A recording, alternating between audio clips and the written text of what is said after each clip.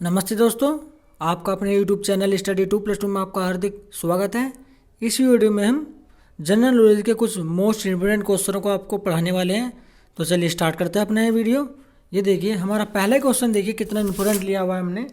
ये देखिए हमारा पहला क्वेश्चन, देखिए संघ बजट में राजकोषीय घाटे का एक बड़ा हिस्सा द्वारा भरा जाता है। नहीं, किसके द्वारा भरा हुआ है? हमारे जो देश ने जो अन्य देशों से जो कर्जा लिया हुआ है, ठीक है, उसको भरने की बात की जा रही है। तो जो हमारे देश में जितने भी इनकम होती है ना हमारे देश को, उसका एक बहुत बड़ा हिस्सा घरेलू उधार जो हमने लिया हुआ है ना, उसके ब्याज के रूप में हमें देना पड़ता है अन्य देशों को। ठीक है, जो अन्य देशों से जो हमने अपने देश के विकास के लिए, जो देश को डेवलपमेंट के लिए जो अन्य देशों से पैसा लिया हुआ है, उसका ब्याज भरा जाता है घरेलू उधार, यानी उसे घरेलू उधार कहा जाता है। ठीक है, अगला क्वेश्चन देखते हैं।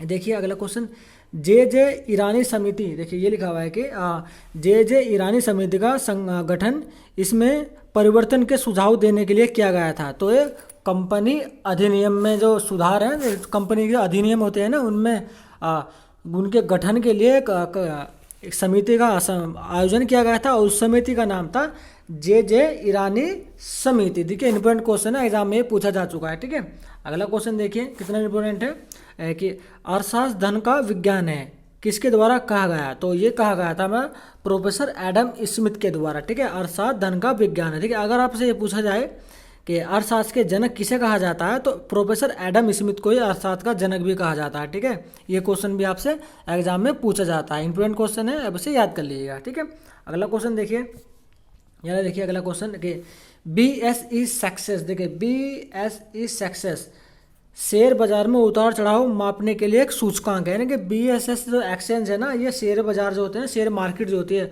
उसे मेजर करने के लिए एक फॉर्मूला है। ठीक है, आपसे एग्जाम में ये भी पूछा जाता है कि शेयर बाजार में जो उतार चढ़ाव होते हैं उसे मापने के लिए कौन सा फॉर्मूला इस्तेमाल में किया जाता है। तो वहाँ आपका आंसर होगा BSE एक्सेस फॉर्मूला। ठीक है, आगे इस क्वेश्चन को देखकर पूरा पढ़ लेता हूँ। इसमें लिखा है, आगे देखिए, ये देखिए आगे लिखा हुआ है कि मापने के लिए एक सूचकांक है। सूचकांक के तहत कवर कंपनियों की संख्या, कवर कंपनियों की संख्या प्रकार है। देखिए इसमें जो कंपनी जो है पार्टिसिपेट करती हैं, तो वो उन कंपनियों की संख्या है 30। सेक्सेस में जो है ना टॉप 30 कंपनियों को रखा जाता है। ठीक है, शेयर बाजार में टॉप 30 कंपनियों को रखा जाता है और उनके जो है शेयर ऊपर नीचे चलते रहते हैं। ठीक है, अच्छा क्वेश्चन था। अगला क्वेश्चन देखिए, ब्याज तरलता के साथ साझेदारी के लिए एक इनाम है।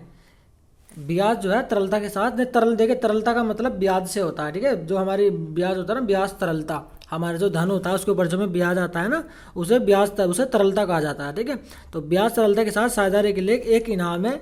यह किसने कहा था? तो प्रोफेसर किन्स ने कहा था। ठीक है, तरलता का सिद्धांत दिया है प्रोफेसर किन्स ने। ये प्रसिद्ध वे हैं हमारे साइकोलॉजी, वो इकोनॉमिक्स में काफ़ी योगदान दिया है इन्होंने। ठीक है, अर्थशास्त्री हैं ये हमारे प्रोफेसर किन्स से ऊपर काफ़ी अच्छे इंपॉर्टेंट क्वेश्चन आपसे एग्जाम में पूछे भी जाते हैं। ठीक है, अगला क्वेश्चन देखिए ये वाला, अर्थशास्त्र में समुद्री जल, देखिए अर्थशास्त्र के अंदर समुद्री जल और ताज़ी हवा आदि को माना जाता है, तो ना मुफ्त माल माना जाता है। ठीक है, अर्थशास्त्र में इनमें जो है ना मुफ्त माल की श्रेणी में रखा जाता है समुद्री जल को और ताज़ी हवा को। ठीक है, ये क्वेश्चन आपका SSC में पूछा जा चुका है। ठीक है, SSC में देखिए ये वाला क्वेश्चन, देखिए इंपॉर्टेंट क्वेश्चन है, SSC में पूछा जा चुका क्वेश्चन है। ठीक है, अगला देखिए लाभ का नवाचार सिद्धांत, देखिए लाभ का नवाचार सिद्धांत किसके द्वारा प्रतिपादित किया गया था?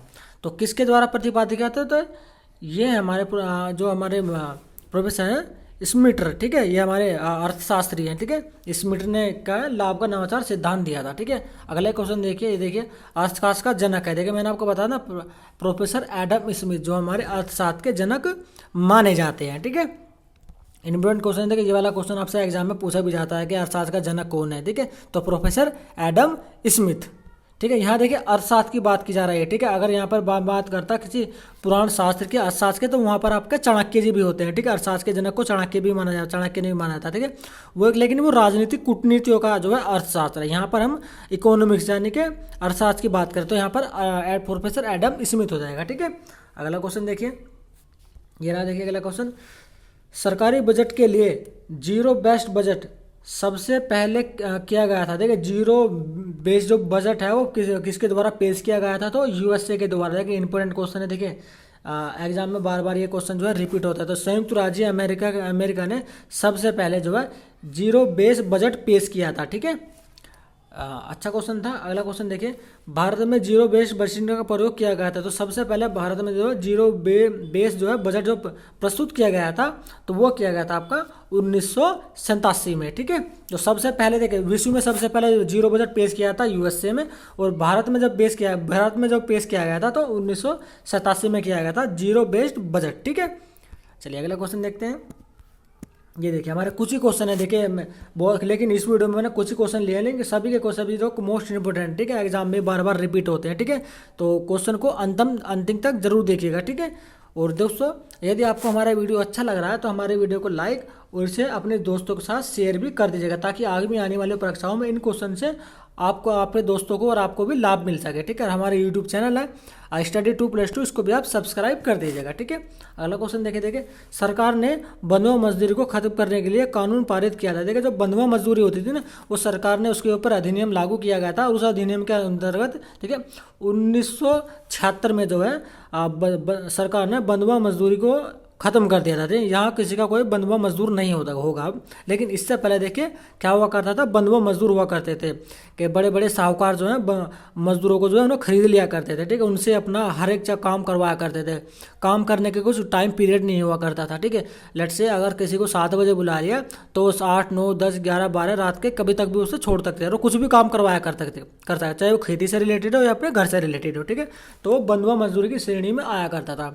तो उसे कब जो है बंधुआ मजदूरी कानून जो है खत्म कब किया गया था, कब लागू किया गया? तो लागू किया गया था 1976 में, ठीक है। देखिए इंपोर्टेंट क्वेश्चन है ये वाला, ठीक है, एग्जाम में बार बार पूछा भी जाता है, और आपको पता भी होना चाहिए कि बंधुआ मजदूरी अधिनियम जो है कब लागू किया गया था, तो 1976 में लागू किया गया था, ठीक है। अगला क्वेश्चन देखिए ये वाला, राष्ट्रीय ग्रामीण बैंक विकास संस्थान है। देखिए राष्ट्रीय ग्रामीण बैंक, ठीक है, तो वो संस्थान है कहाँ पर स्थापित है? तो जो उसका मुख्यालय है आपका हैदराबाद में है, ठीक है। हैदराबाद में इसका मुख्यालय है राष्ट्रीय ग्रामीण बैंक का, ठीक है।